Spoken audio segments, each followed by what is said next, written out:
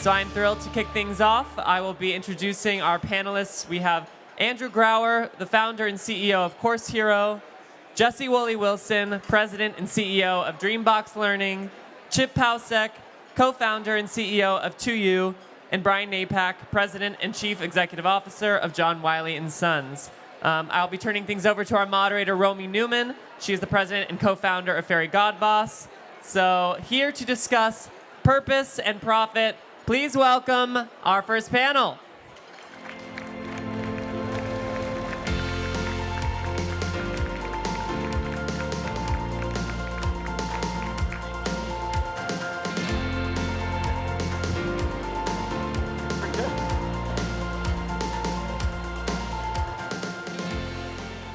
Good afternoon, everybody. We're so excited to be here today, and I'm so excited to be here with this incredible panel of founders. The topic of our panel today is really essential in the corporate world. It's about how purpose meets profit in our world today. And I'm going to start with a quote from Larry Fink. So Larry Fink says, "Purpose is the engine of long-term profitability. The importance of serving stakeholders and embracing purpose is becoming increasingly central to the way companies understand their role in society." And I think we can all agree the role of companies in society has changed dramatically in the last 5 or 10 years. So I'm going to start by asking our panelists to introduce themselves, and we'll go from there, and then we'll hear about how they think about uniting purpose and profit. So Brian, I'll go to you first to introduce yourself. Well, thanks. So I'm Brian Napack. I'm the CEO of Wiley. Wiley is a global leader in scientific research and career-connected education. For over 215 years, we've been doing one thing, and that is providing the broadest possible access to the world's best knowledge and its best learning. Our mission and purpose is built right into our mission. Our mission is to unlock human potential, and to do that by powering the knowledge economy.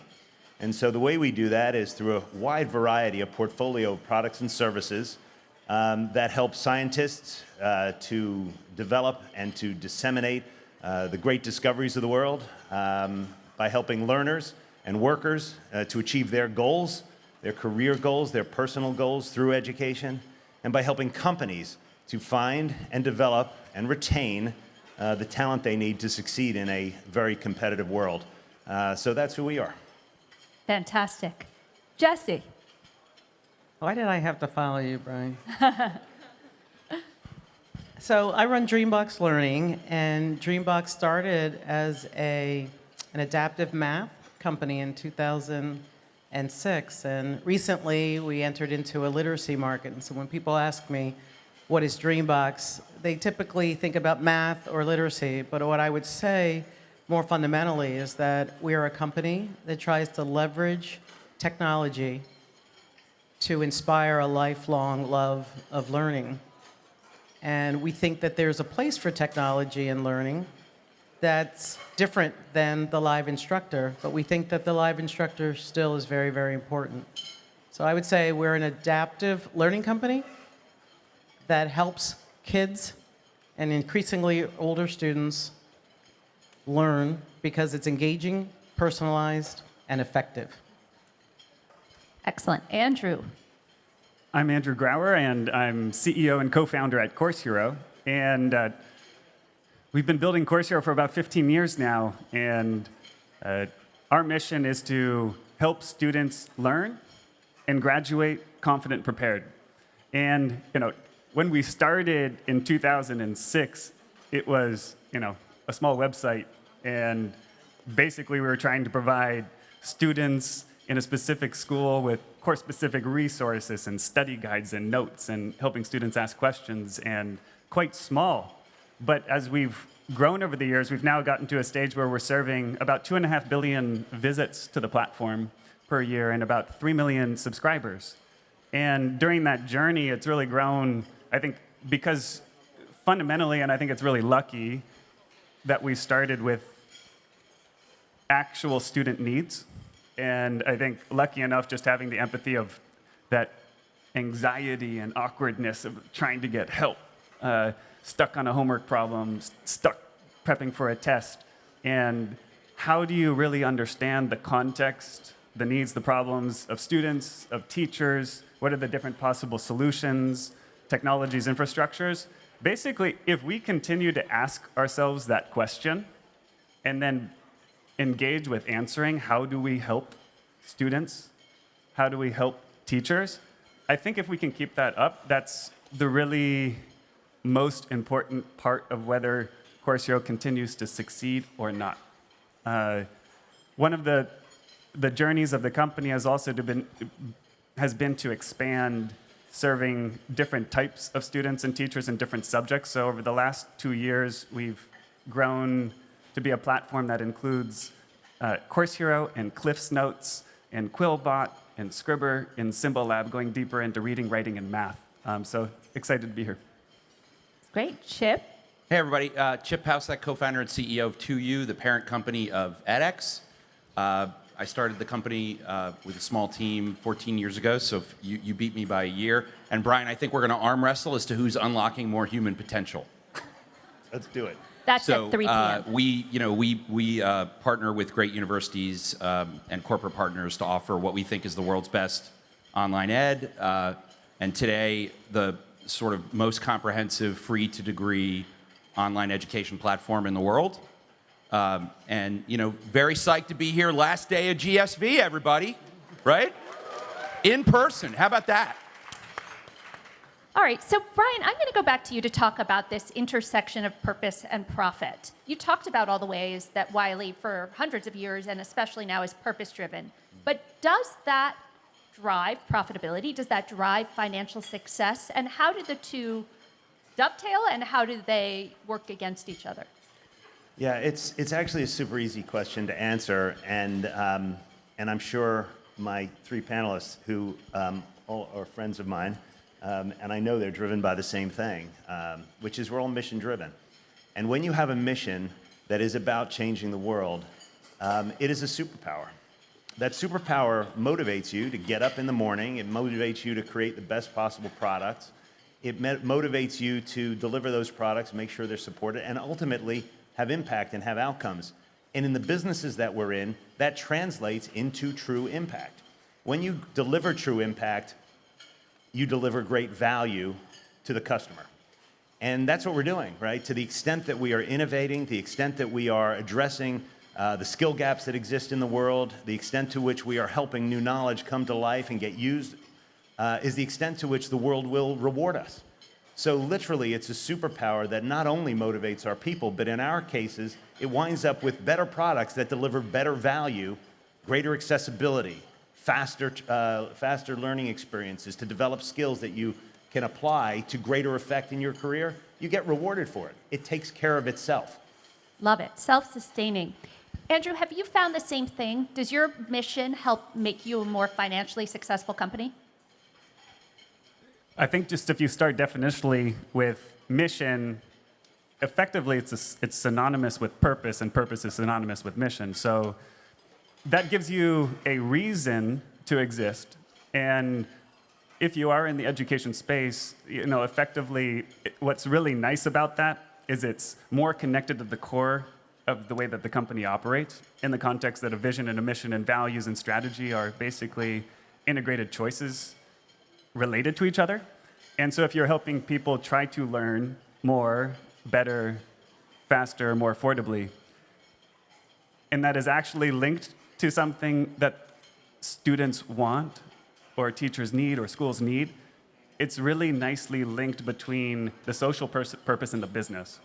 When you have mission, you have a purpose, and you have something that you actually care about, then I'm so much more willing to go be a persistent and optimistic problem solver. I will go through the fire and go through the ups and downs. And I think that's the case for all of us if we actually have purpose. It drives us in a way that is really meaningful, beyond something as simple as profit. And I think the combination, if you have mission, purpose, profit, is it's important for it to not just be an ideology, to be able to attract the best energy, the best talent, to be the most motivated. So I think there is a combination of combining purpose with profit and profit with purpose, because each of them need to struggle with each other to actually get to a better place. It's not simple, it's complicated and it's messy, but I think that's ultimately how purpose is potential energy for me. And I think for all of us, in terms of driving what it takes to have the resolve and resiliency to make outcomes. Fabulous. Jessie, I'm going to go to you and ask you about your workforce. Our role as employers has changed so dramatically in the last 2 years. Can you talk a little bit about how being purpose-driven influences your role as an employer, and what are your employees' expectations of you? You know, I was just listening up here and trying to remember when GSV started. And we were at Sky Song. Sky Song, yeah. And it was like 200 people maybe, Deborah can That's tell right. me, 200 people maybe. And I remember having a conversation with Reed Hastings saying, if we don't figure out a way to bring the best talent and the best hearts to this sector, we'll never scale. It won't matter how much capital there is. And when I went to business school, you kind of did, you went to a company and you worked, and then you got your heart fulfillment by your volunteer life. And they were different. They were separate. And I remember I was in banking, and I wasn't really feeling that fulfilled. Forgive all my financial comrades here. And so I started taking the A train up to Harlem to tutor kids. And I saw the most brilliant young people who didn't have nearly the opportunity I had, and most of them didn't even realize that they were brilliant. And that's when I knew. I didn't know how I was going to do it, but I was going to use my business acumen and my skills to figure out a way to be a bridge between talent and opportunity. And that meant that those two formerly separate worlds of business and passion could come together. So at DreamBox, we have a goal, a company value of do well to do good. And we have found investors over time, starting with Reed Hastings, but then going to the Rise Fund, who actually believed in this concept called collinearity. You can do well and do good. We just have to do well in order to do good. The well comes first, in my mind, unapologetically. And when I look at this audience and I see how many people are here, almost 6,000 people, there was a point in my career where I thought I was going to have to leave education technology because we didn't have enough brilliance who were choosing to bring their talent and their heart to this work. And even if we had enough talent, we weren't going to find investors who were going to care enough about impact to stay in the long run. Because even when you're successful in this business, it's still really, really hard. And so our goal at DreamBox is to find people that want to bring their talent and heart, but also feel like they can grow and thrive while they help DreamBox grow and thrive. That's the social contract that we have. And I think gone are the days where you have to wait until you're an octogenarian before you feel like you could do something purposeful. Because honestly, the young people that we serve today are going to have to really figure out a lot of tough problems, including climate change and racism and all kinds of, neo-fascism. We can have a long conversation about that. And so it doesn't really matter if it's math or if it's literacy or if it's science. We here collectively, I believe, are in the business of teaching human beings to learn how to learn and to love it. Because they're going to have to remake their skills over and over and over again as their world morphs before them unprepared. So I just want to thank everyone. I'm looking at all these people here and thinking about, Deborah and Mike and what they were trying to put together. Whoever knew it was going to be this. I'm so optimistic about the future of learning because of the amazing people in this audience who actually have that collinearity of purpose in doing well. Boom. So the mission, yes. So In some ways, the fact that education has always been a mission-driven space is finally a competitive advantage, right, for talent. Chip, even though we all are hearing a lot about the Great Resignation and we're staring that in the face, are you finding that? Does your purpose help you engage and retain employees, and does it change the way you think about being an employer? I mean, Brian said it, and very well said, Jessie, is the mission is what drives not only every employee to you, but it's why I'm still there 14 years later. And I would tell you, of course, they put me on the profit panel because as a public company, you know, I've been a public company CEO in ed tech for 8 years. Now, average life of a public CEO is like 3.5. So outkick my coverage, good. But how is that relevant to this panel is the notion of profit in the business, like Salesforce can get to social good through philanthropy. At 2U, it's table stakes. Like, the double bottom line is every day. And if we don't deliver it, we have nothing. And then, of course, we have to be a successful business and have external shareholders that we have to please.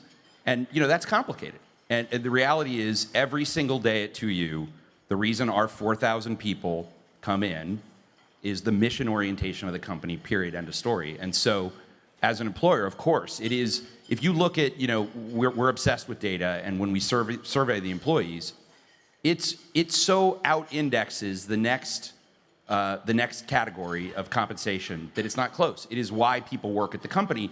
And, you know, if I, you know, being candid with you, if I think about like our 14 years, and I'm honest about like what I got right, what I got wrong, you know, look, we got more right than wrong, yay. But, you know, and I say that because my first company that I ran for a decade failed, you know, so I've seen the other side. I know what it looks like.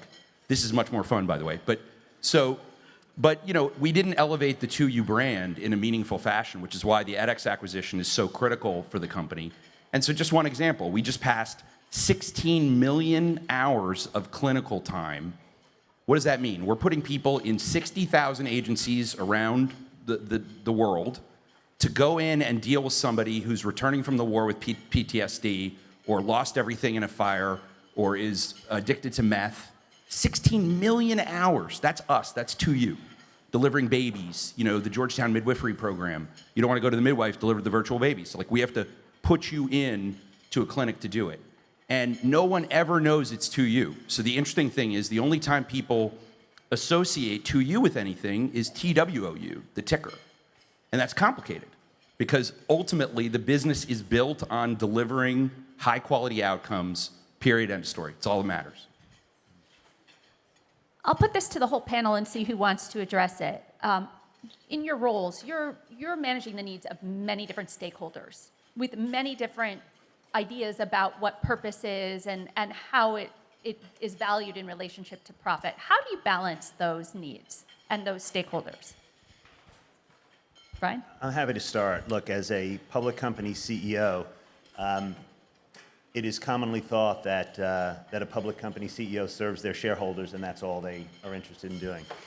At Wiley, we think about stakeholders versus shareholders. And I think every CEO in the country now has to think about stakeholders versus shareholders because stakeholders includes your colleagues, your employees. It includes your customers. It includes the community that you live in. It includes the policymakers that are looking at your company to make sure you're on the straight and narrow. This broader notion of stakeholders is actually essential. But really interestingly, the notion of stakeholders is becoming unified around the notion of purpose. One would think that my quarterly earnings calls would be about profit. My shareholders ask me as much about the outcomes of what we do as they do about our profits. They're deeply interested in it for the very first time, and it really started about 2 years ago. They're coming to the table asking those questions, not for compliance reasons, not because of, quote, ESG and the fact that there may be regulations, and there are regulations about disclosure and so forth about how we operate as a corporate citizen. But they're asking these questions because they have kids, and they have families, and they have communities, and they see the social injustice in the world. And they see what's going on with the environment. They see what's happening in Ukraine. And they want to know what we're doing as a corporate citizen, as a company with a platform. And so interestingly, the notion of stakeholders is unifying, and it's not unifying around profit, it's unifying around purpose. So it's quite interesting. That's how I'm thinking about it these days, much broader than shareholder. So, oh, Jessie, yes. Just going to say, I think of it in terms of values. I know that sounds maybe schmaltzy, but if you don't find convergence with values, then I think it's going to be a really hard road. So employees, company, investors, there has to be convergence around values, because while culture inevitably has to change and evolve as you grow from one stage to another, hopefully your values stay the same. And so when we came out and did our first big round in 2019, we had about 12 suitors. And the Rise Fund was one of them. And the Rise Fund wasn't the top bidder for DreamBox Learning. And I had a long conversation with Reed Hastings, and I said, you're asking me who our best partner is going to be. These guys get impact. They're going to hold us accountable for impact. They're going to invest in the long term for impact. And they have a really long history of scaling. Like, that's our partner. So is it in the shareholder value to take the number that wasn't the highest? Or is it in shareholder value to take the investment from the partner that's going to get you to the long term? And they were the right partner for us. And we had conversations about values with investors. And they stayed. We just did another round in December, and they stayed in. They could have left. It was frothy market. Everybody here knows that. And the Rise Fund stayed with DreamBox because of our impact. And no one would have criticized them for, dropping the mic and walking off stage. And so now we have Evergreen. We talked a lot about values, and I have never been more confident about what we can do together, because our employees are aligned on our values, I'm aligned with the values, our investors are aligned with the values, and I think our school district partners see our values, and they saw it tested during COVID. So I think values are really important. I mean, I think that is the quintessence of this combination of purpose and profit, right? That it's not the highest bidder, it's the best partner. Andrew, when we prepped, we talked a lot about what Jessie was just talking about, values, right? And how, as a CEO, at a time when corporate activism has never been so topical, how do you stay true to your values and decide how to engage in topics around social unrest? I think the complicated part of it is then if you have a systems approach to a structure of what is my vision, what is our mission, what are our values, then how do I apply our values to a given situation? And I think what becomes incredibly complicated is we're living in a more global, interconnected world. And as, for example, our company scales and we have 6 different brands and businesses, and we think about serving students as a stakeholder. We think about serving educators as a key stakeholder. We think about our employees as a key stakeholder. How do we understand any event that happens? How do we calibrate when it happens? How relevant is it? How important is it? And what should we do in a short amount of time?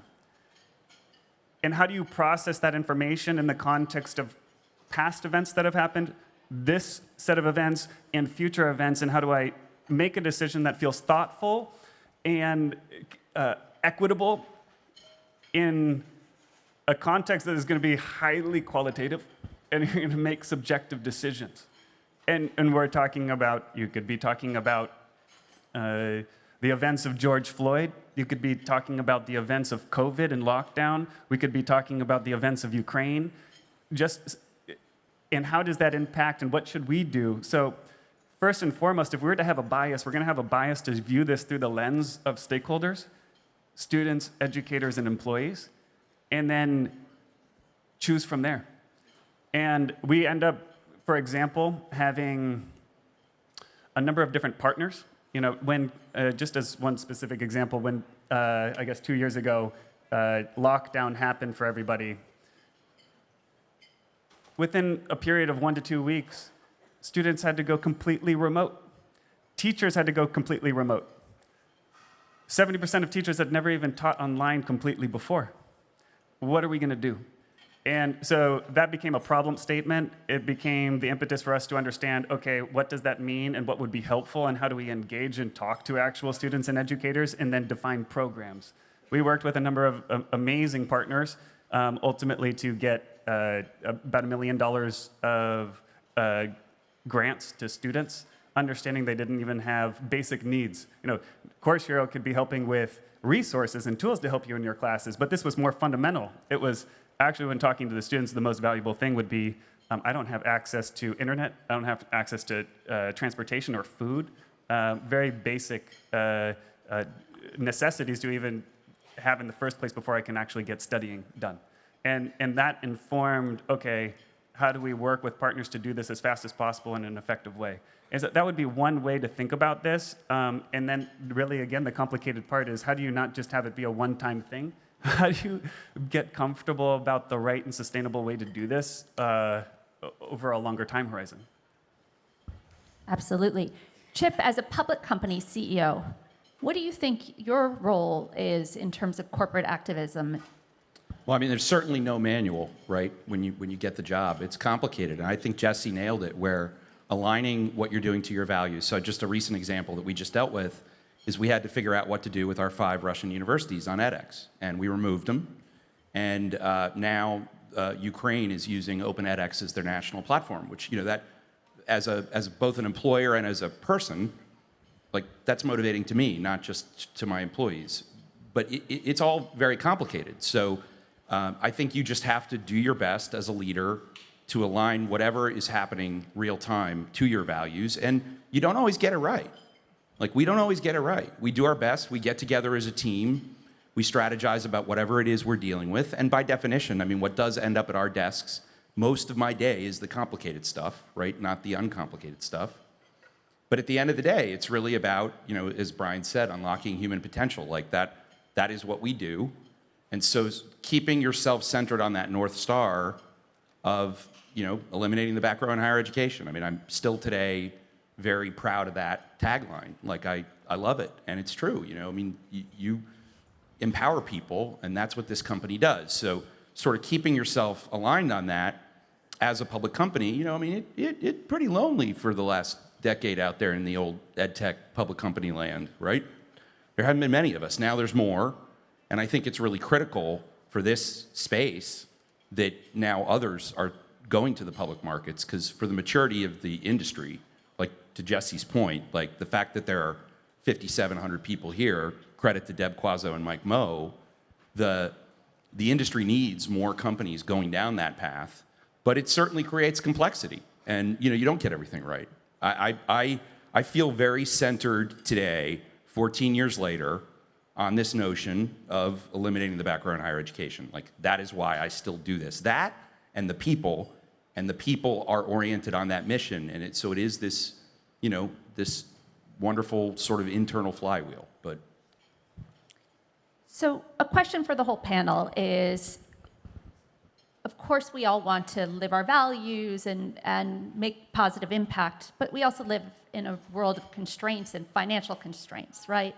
And so how can you continue to stay true to purpose in a time where you're not performing financially or you're having to make cuts? How do you stay true to your mission and values in the face of that? Well, I'll jump in. I have no problem believing that the best thing that I can do is to create a sustainable company that has resiliency that will stand the test of time. Because we know what we do at DreamBox works. And we know that there are kids, regardless of the zip code, all over North America who are finding and discovering their spark.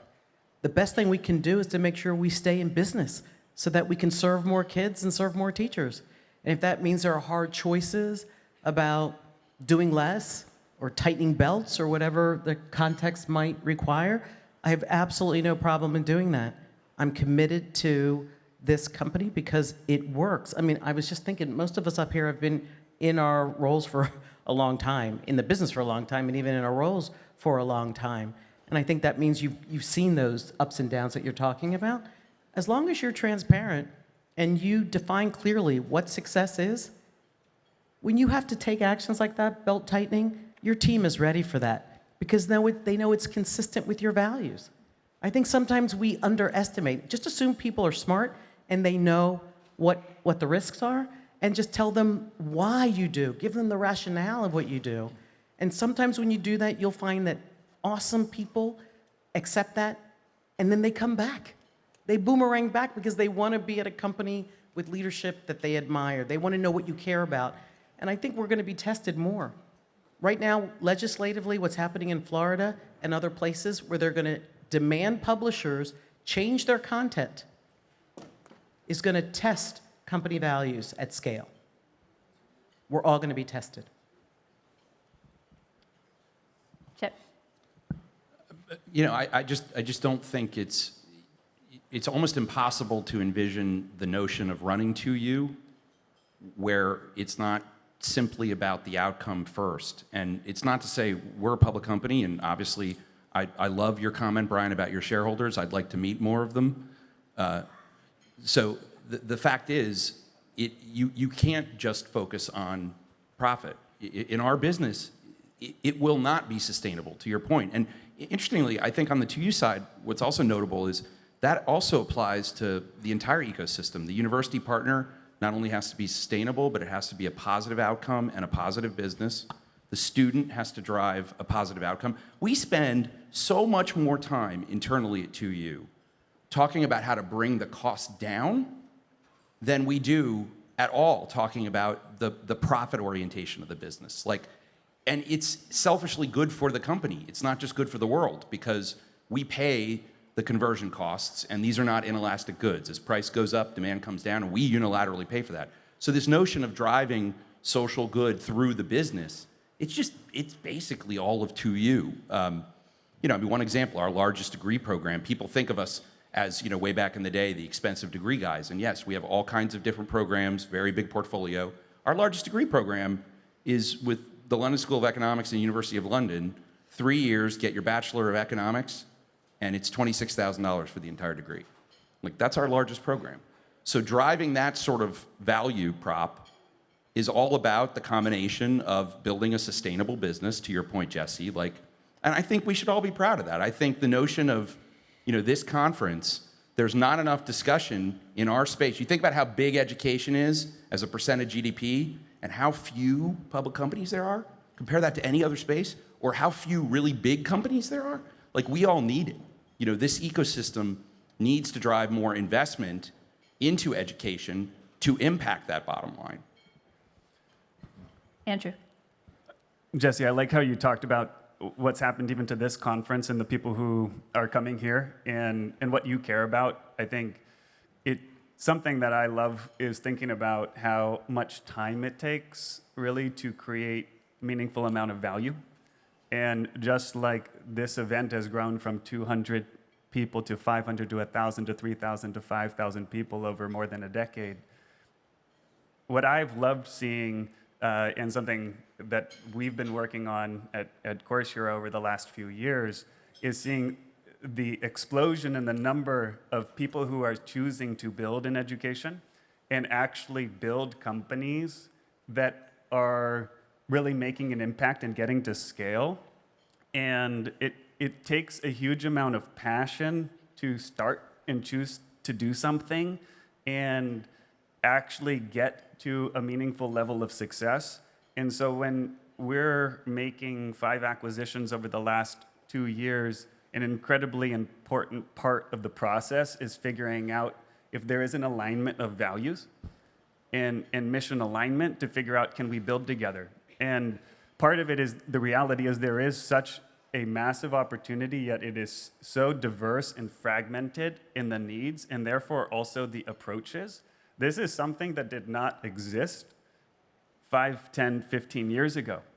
And I'm really excited about what has actually happened and this continuing ability to get to scale. And I still believe, though, that working and being humble enough to build a platform that builds with other builders who are so passionate, energized about creating value in education and doing it together is better. And I think that's one way I get to really apply some of the thoughts here of purpose and profit, is doing it with others who have already chose to do it themselves and been successful, and assessing whether we are values aligned. Yeah, so Romy, we take an ecosystem approach to the improvement of outcomes in education, and that ecosystem includes certainly a bunch of us who are trying to build successful for-profit companies. It includes all the institutions, the nonprofit institutions. It includes every colleague in our companies. It includes every professor, every administrator. It includes the policymakers who are trying to make sure that we are delivering good value and making sure that the dollars that go into this educational ecosystem deliver a good return on investment.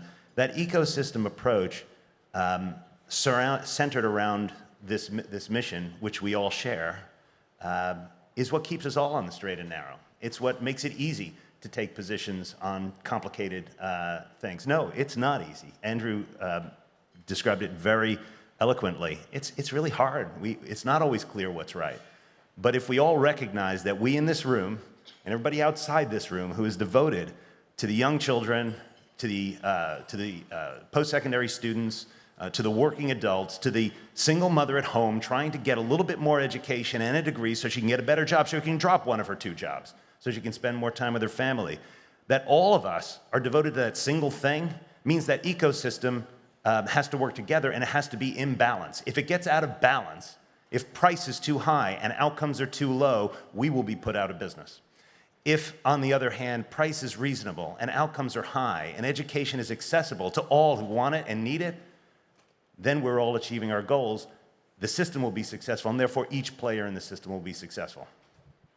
Thank you all so much. 4 incredible leaders. Thank you for sharing your thoughts with us today.